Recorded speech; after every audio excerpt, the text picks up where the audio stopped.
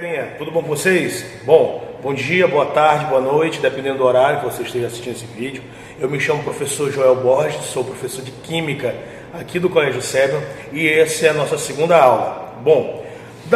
Se você viu a aula completa do vídeo passado, você já entende como funciona basicamente o nosso jeito de estudar e de aprender melhor, que é o quê? Fazendo perguntas para a nossa apostila. Se você está com a sua apostila bem aí, você já pode ir lá no seu capítulozinho de átomos, que a gente vai começar por eles. Aí você vai perguntar assim, professor, mas a gente não falou sobre átomos na semana passada, na aula passada. Eu lembro que o senhor falou sobre átomos. Sim, eu falei por alto o que era o átomo. Só que hoje nós vamos nos aprofundar um pouquinho mais nos seus aspectos, nas suas estruturas, nos seus componentes e na sua caminhada até chegar em como a gente conhece ele hoje. Então vamos lá. O que a gente já sabe sobre o átomo? Bom, ele é o tijolinho que vai formar tudo que existe. Ele é o alicerce das substâncias, das moléculas, de tudo que você pode ver. Ou seja, ele é nada mais, nada menos do que a estrutura da matéria. Mas, professor, como é que descobriram esse indivíduo? Bom, na verdade, isso aí é uma caminhada muito longa, que começou muito antes de Cristo, quando alguns filósofos, um deles, Demócrito e Leucipo, eles começaram a se perguntar, rapaz, o que forma tudo que existe? Como será que isso acontece? E aí eles pegaram uma pedra, o Leucipo pegou uma pedra, e começou a quebrar. Quebrou, até ficar apenas uma poeirinha. E ele, no alto da sua filosofia, ele disse, olha, aqui não tem mais como quebrar, não tem mais como diminuir. Então isso aqui é o que forma tudo. E chamaram aquilo ali de átomo. E o próprio nome já diz tudo, né? Átomo significa indivisível. Só que aí tem um pequeno porém. Nunca deve se acreditar em tudo. Por quê? Porque para a ciência, o acreditar por acreditar, ele não progride a ciência. A gente tem que duvidar. Professor, isso está certo? Sim, porque o duvidar é o que faz ou uma coisa ser totalmente comprovada ou ser refutada. Professor, e como isso vai beneficiar a ciência? É porque se eu falo uma coisa, eu digo que uma coisa acontece devido a determinada situação, e todo mundo acredita, pronto, estagnou-se ali um pensamento. Esse pensamento não vai mais para nenhum lugar. Mas quando alguém duvida e alguém se pergunta, mas será que isso está realmente certo? Será que isso é desta forma? E começo a pesquisar a respeito sobre isso, eu posso comprovar que aquilo realmente está certo, ou eu posso refutar uma ideia. Isaac Newton, ele sempre disse que ele chegou onde ele chegou porque ele estava sobre o ombro de gigantes.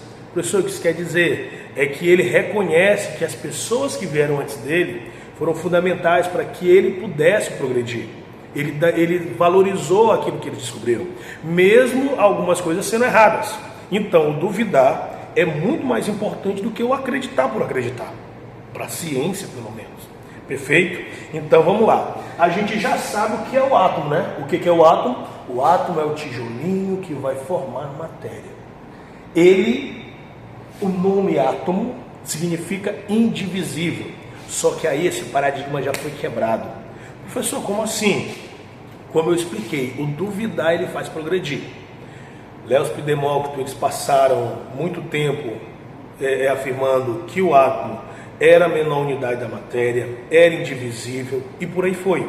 Vieram depois de muito tempo outros cientistas, no caso alguns físicos, e eles começaram a fazer experimentos para ver se aquilo ali estava realmente certo. E um primeiro deles, podemos dizer assim, mais famoso, que vem para ser o primeiro modelo atômico mesmo, e não um modelo filosófico, foi Dalton. E Dalton, ele fazendo alguns experimentos, ele propôs que o átomo era uma bola maciça, neutra e indivisível. E mais uma vez, a história lá do indivisível volta à tona. E por muito tempo passou-se pensando isso. Só que aí, através de alguns experimentos, outro cientista chamado Thomson, ele descobriu que no átomo existia outra partícula. E essa partícula depois foi chamada de elétron. Só que ele manteve ainda aquela história de dizer que ele era um átomo indivisível, né? Ele disse que era uma massa de energia, uma massa de energia positiva, e nela tinha pingos de energia negativa. Isso foi chamado, essa teoria, de pudim de passas. Depois de um tempo, outros cientistas, como Rutherford, como Bohr e outros, eles conseguiram provar que o átomo ele não era indivisível. Ele tinha outras partículas dentro dele. E essas partículas poderiam ser separadas. Professor, mas me explica uma coisa. Se já se descobriu que o átomo ele não é indivisível, e o significado da palavra átomo quer dizer indivisível, por que mantém-se o nome? Em homenagem àquelas primeiras pessoas que trabalharam, que pensaram nesse termo. E aí foi como se fosse uma homenagem. Nós sabemos que não é certo chamar átomo porque o significado é indivisível, mas é uma homenagem aos primeiros pensadores a respeito disso. Nós temos que lembrar que para conseguir caminhar tem que ter o primeiro passo. Perfeito? Então pronto, professor, entendi.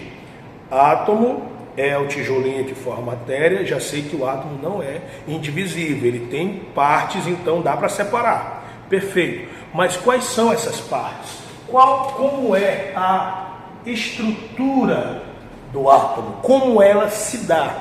Bem simples. Primeiro, o átomo ele tem duas regiões. Essas regiões é o centro, onde nós vamos ter toda a massa desse átomo. Vou explicar isso mais daqui a pouquinho, não se preocupem. E nessa massa nós vamos ter duas estruturas. Essas duas estruturas que tem dentro do que nós chamamos de núcleo, a região, essa região aqui, ó, se chama núcleo. Perfeito? A região interna do átomo, onde se comporta toda a massa, a maior parte da massa dele, se chama núcleo. E nesse núcleo nós temos duas estruturas, que são os prótons, e esses prótons têm carga positiva, e os nêutrons. E esses nêutrons não têm carga. Eu vou já explicar qual é a função desses nêutrons. Então, bom, no núcleo nós temos duas estruturas, duas partículas que nós chamamos de subatômicas, que são os prótons e os nêutrons. Rodeando esse núcleo, fazendo essa elíptica aqui, ó, nós temos uma região elétrica chamada de eletrosfera. A região que circunda o núcleo, que são camadas de energia, é chamado de eletrosfera. E nessa eletrosfera se encontram os elétrons. Perfeito? E esses elétrons têm carga negativa. Pronto, professor. Espera aí, vamos recapitular. O que é o átomo? O átomo é o tijolinho que forma toda a matéria. Por muito tempo achou-se que o átomo era indivisível, era uma bola maciça sem carga. Depois descobriu-se que ele tinha duas regiões. Essas duas regiões eram o núcleo, onde nós encontramos os prótons e os nêutrons, e circulava ele camadas de energia, basicamente isso aqui, ó. Nós temos bem aqui o núcleo e nós temos as camadas de energia. E cada camada são 7, viu? 1, 2, 3, 4, 5, 6, 7. Ela vai comportar determinada quantidade de elétrons.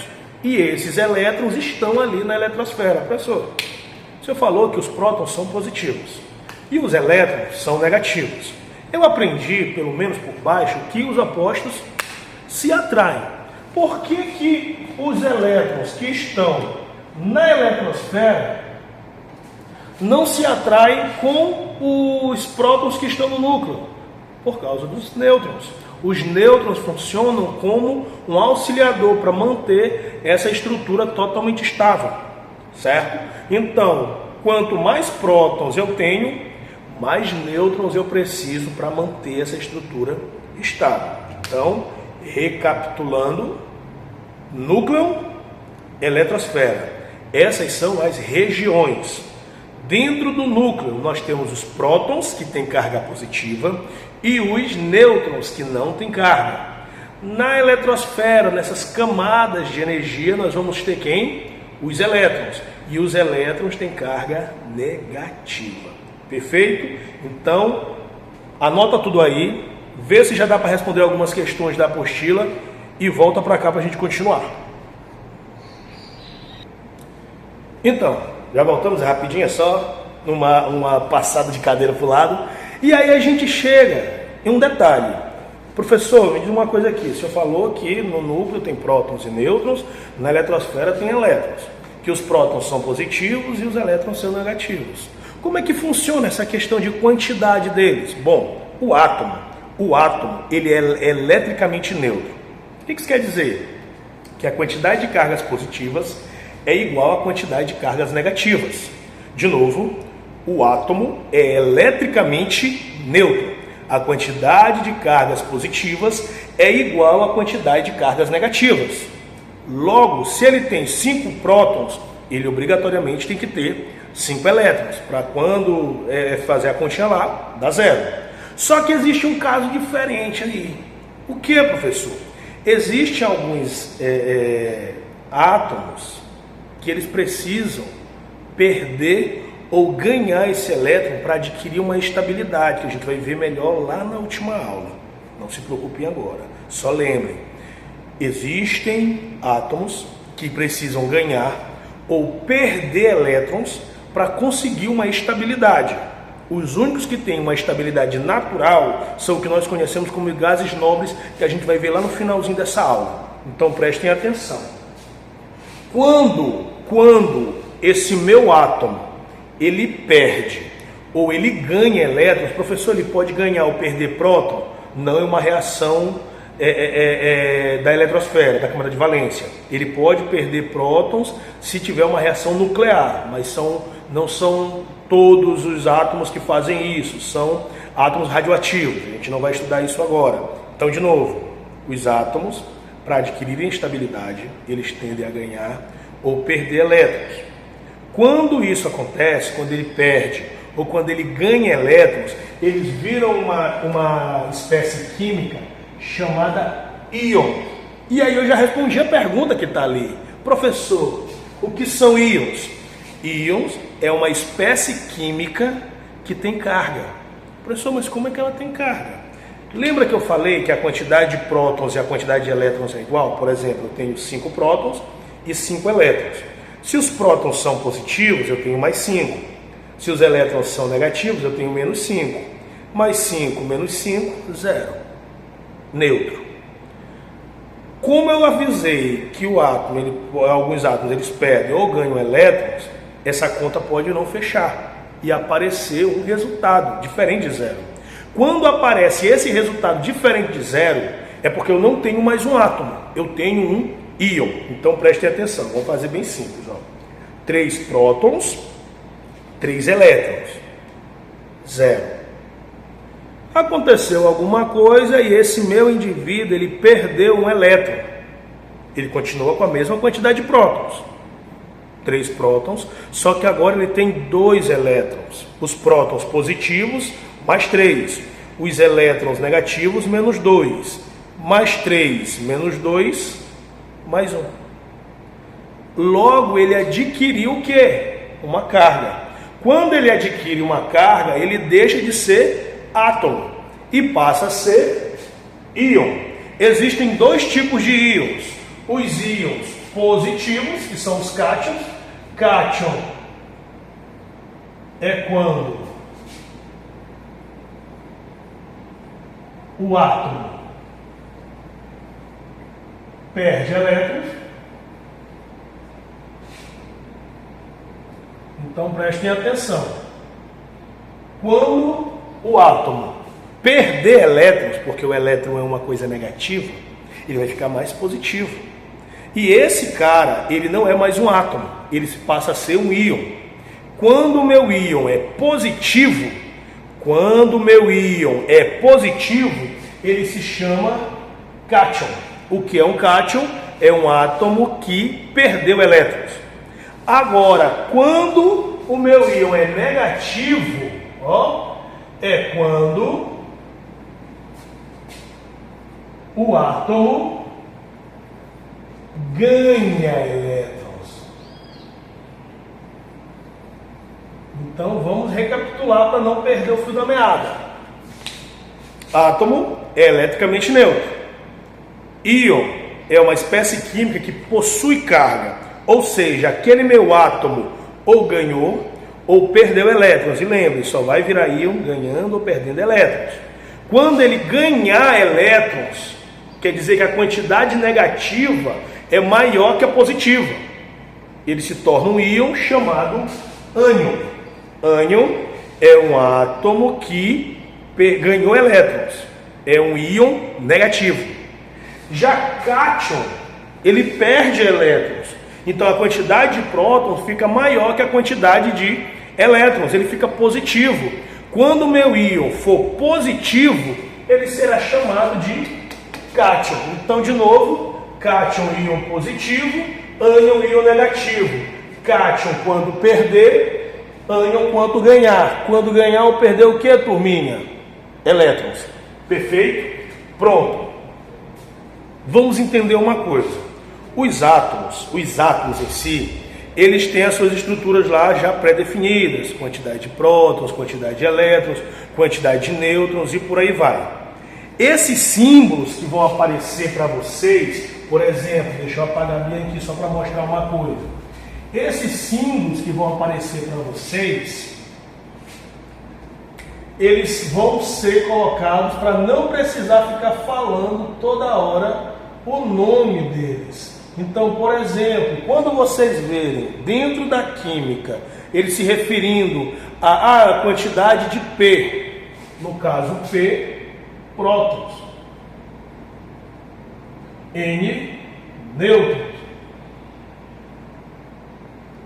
e é com esse tracinho, às vezes sem, elétrons. Então, esses três aqui, ó, são as nossas partículas subatômicas, são as estruturas que compõem o átomo, e eles estão em regiões já específicas. Aqui eles estão no núcleo, e aqui está na eletrosfera. Outra coisa importante que deve ser salientada, antes de tudo, é que quando eles falarem em número atômico, lembre desse nome, número atômico, que é representado pela letra Z. Professor, por que escolheram assim? Foi pré-definido. Número atômico, representado pela letra Z, é o que vai definir um elemento químico. O elemento químico, ele é definido pela letra Z, que significa número atômico. Esse número atômico é nada mais nada menos do que a quantidade, de prótons. Então não esqueçam, toda vez que perguntarem o que é o número atômico é a quantidade de prótons. Como é que eu sei que tipo de elemento eu tenho? Pela quantidade de prótons. Não esqueçam disso. Então, coloca até aí na memória, ó. Z é igual a P. Por quê? Porque Z e P é o mesmo número. É a quantidade de prótons. Eu vou apagar bem aqui e eu volto a escrever de novo, só para vocês lembrarem. Então vamos de novo. Eu já sei que P são prótons, N são nêutrons. Prótons e nêutrons estão no núcleo. Eu já sei que é elétrons, ele está na eletrosfera. Número atômico é a quantidade de prótons, é o que define o meu elemento químico. Além de número atômico, a gente também tem que reparar outra coisa, que é o número de massa. Professor, o que é esse número de massa? É a massa do meu átomo. Lembra que lá no começo do vídeo eu expliquei que a massa do átomo ela estava basicamente no núcleo, porque na eletrosfera basicamente não tem massa? É basicamente isso. A massa, o número de massa que é representado pela letra A é nada mais, nada menos do que a soma da quantidade de prótons mais nêutrons. Professor, os elétrons? O elétron é tão pequena, a massa dele, tão pequena que ela se torna irrisória, não faz diferença. Então lembra, toda vez quando falarem de número atômico, lembra, é a quantidade de prótons, é o que representa, define um átomo, define um elemento.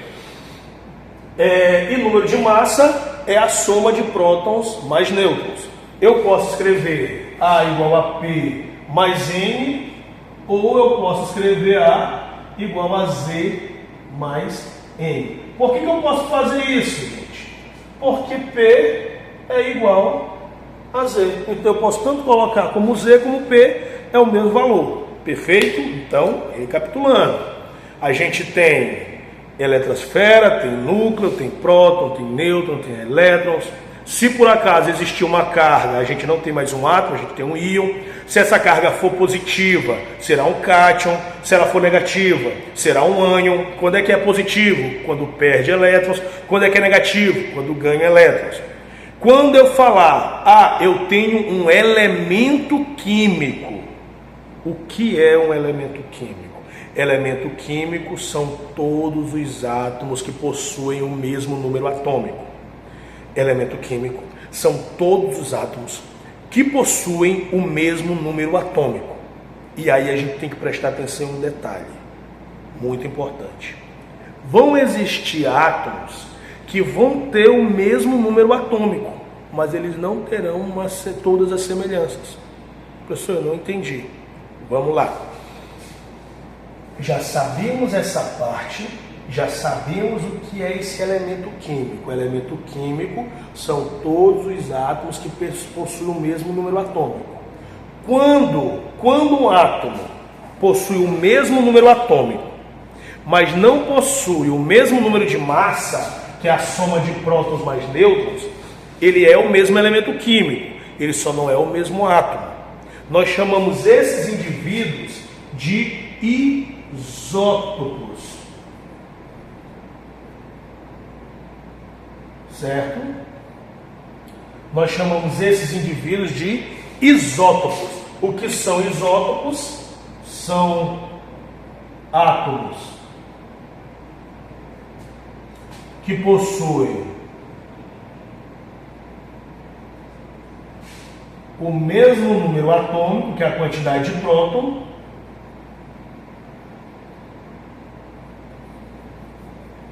e lembre, esse número atômico representado pela letra Z, mas diferentes números de massa, que é a soma de prótons mais nêutrons, e é representado pela letra A. Professor, tem como dar um exemplo? Deixa eu só baixar um pouquinho aqui para mostrar para vocês. Então, tem como fazer um exemplo? Tem sim, ó.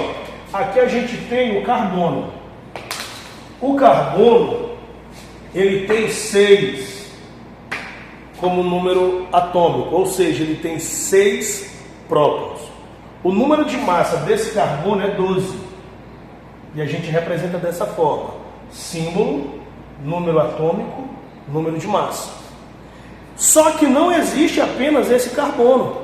Nós também temos um carbono, que lógico, vai ter 6 prótons, porque se ele não tiver 6 prótons, ele não é carbono, ele vai ter 13 como número de massa. Nós também vamos ter um carbono, que de novo 6, vai ter 14 como número de massa. É o mesmo elemento químico? É o mesmo elemento químico. É o mesmo tipo de átomo? Não é o mesmo tipo de átomo.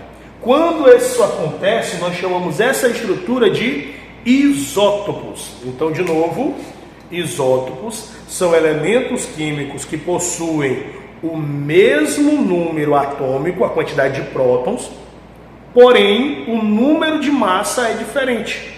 Perfeito? Perfeito. Pronto. Agora prestem atenção. Além desse detalhe peculiar dos isótopos, nós também temos outra peculiaridade, que são o quê? São os isóbaros. Professor, o que são esses isóbaros? Deixa eu subir um pouquinho. O que são esses isóbaros? são elementos, são átomos, desculpa, são átomos que possuem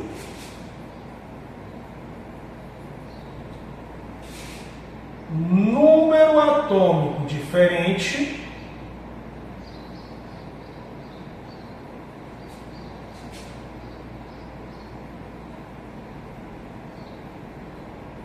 mas número de massa igual. Ou seja, é basicamente o inverso do que foi falado agora há pouco. Nos isótopos, o número atômico é igual e o número de massa é diferente. Já nos isóbaros, a parte, eu vou colocar só um exemplo bem aqui, ó, não existem esses dois elementos, elemento X e elemento Z. Imagina aqui eu tenho 19, aqui eu tenho 20. São o mesmo elemento? Não são, porque já deu para perceber que até o símbolo é diferente, né? Se o símbolo é diferente, não é o mesmo elemento. Mas dá para perceber também pelo número atômico. Aqui é 19, aqui é 20, o que define o elemento químico, o número atômico. Só que quando eu olho para o número de massa, eu percebo que são iguais. Ou seja, não posso avaliar um átomo, dizer se ele é igual a outro, dizer se é o mesmo elemento químico, pelo número de massa. Eu tenho que ver o que? O número atômico. Por quê? Porque eu posso estar falando de um isóbaro. O que é um isóbaro? São átomos que possuem número atômico diferente, porém o número de massa é igual. Para finalizar essa parte bem aqui dessa aula, prestem atenção, a gente também tem os isótonos. Professor, e o que raios são esses isótonos? São átomos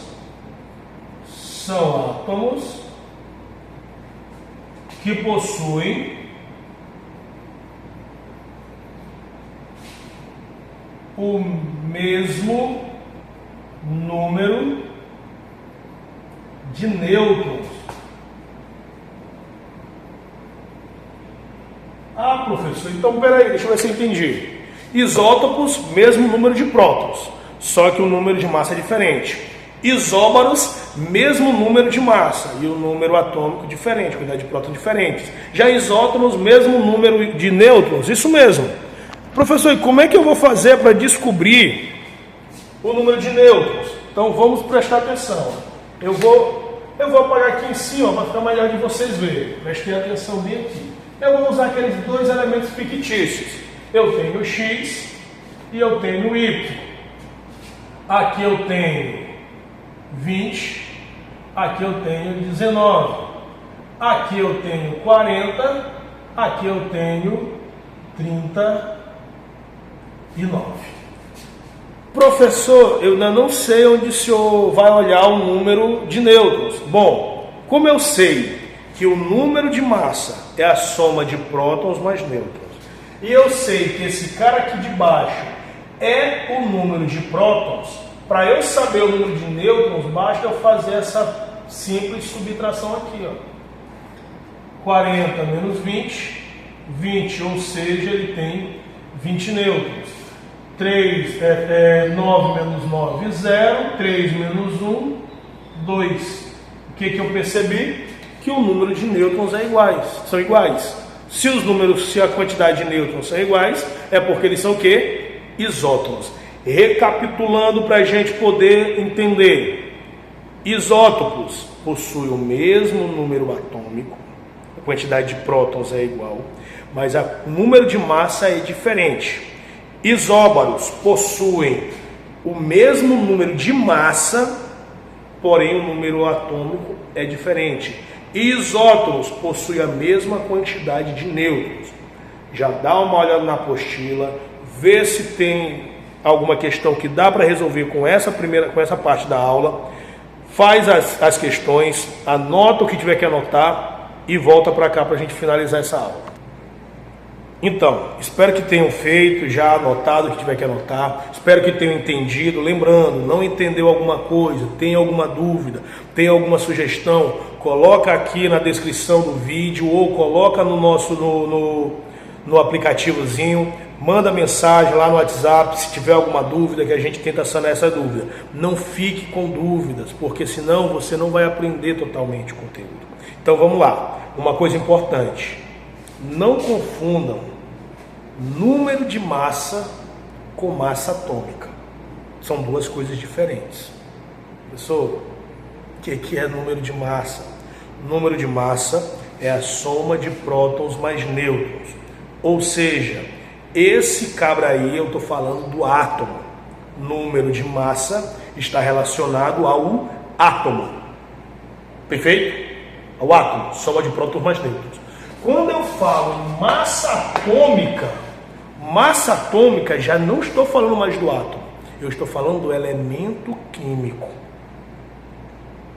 Qual é a diferença, professor? É porque o átomo é isolado. O elemento químico são todos os átomos que possuem o mesmo número de prótons. Só que tem um problema. Nem todos os átomos que possuem o mesmo número de prótons são iguais, como a gente falou da outra aula, que são os isótopos. Como é que eu vou então definir uma massa atômica para um elemento químico, se eu tenho coisas diferentes? Nós vamos usar o que nós chamamos dentro da matemática de média aritmética ponderada entre os isótopos deste elemento. Então vamos lá, para determinar a massa atômica, nós vamos usar a média aritmética